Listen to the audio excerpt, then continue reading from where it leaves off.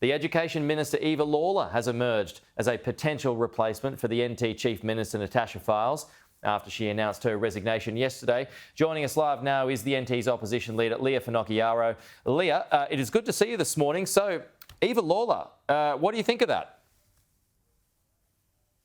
Well, look, what we know is that there's total chaos and dysfunction in the Labor Party at the moment. Disunity is death in politics, and what we've got is a Labor team more focused on themselves and what job they're going to get than on focusing on the critical issues facing Territorians, particularly in the lead up to Christmas.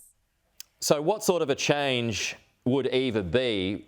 What sort of a threat might she pose to your chances of election victory? Well, ultimately, Territorians aren't silly people, and Labor have been treating them like fools for a very long time. We've got skyrocketing levels of crime, an economy going backwards, and a Labor team who have been dogged by scandal, particularly this year, who simply can't get on top of the issues that are important to Territorians. And so a shuffling of the deck chairs isn't going to breathe new life into this government, and ultimately Territorians will be the ones to decide our future. And if they choose to vote for change next August in 2024, then we are certainly ready to govern and make the Territory a safe and strong place again. All right, but if this is correct and Eva Lawler becomes the Chief Minister, I mean, specifically on her, what would you make about her rise to the top? Oh, look, I'm not going to get into personality politics. Ultimately, all of them have a hand in destroying the Territory, and that's not good for any Territorian. And the people paying the price at the moment for Labor's dysfunction are Territorians who really need this government focused on managing the Territory rather than managing themselves. And so we will see who comes to the top. I think there's a lot of bloodshed to come, and it's going to be a long few days in politics for Territorians. Could a driver's dog win the election for the CLP now?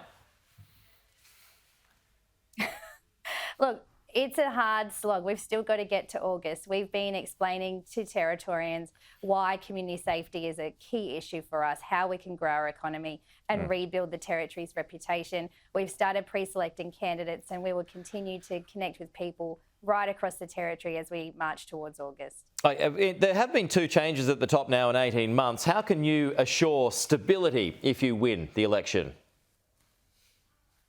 We have. This will be the third Chief Minister under Labor, and I think 5 cabinet reshuffles. And what that means is paralysis across the public service, and that's never a good thing. But in stark contrast, the CLP are a strong and united team. Our first priority at all times is about the Northern Territory and the best interests of our community. We've got some really significant challenges and issues as a Territory that need to be resolved. And so my team, who has spread right from Alice Springs right to the top end, are really keen to make sure that everything we do and say is coming from the ground. It's from what people are telling us is important to them, and that our priorities align with Territorians' priorities, and we won't waver from that commitment. Okay, Finocchiaro, the Northern Territory opposition leader. Thank you, Leah. We'll talk to you soon.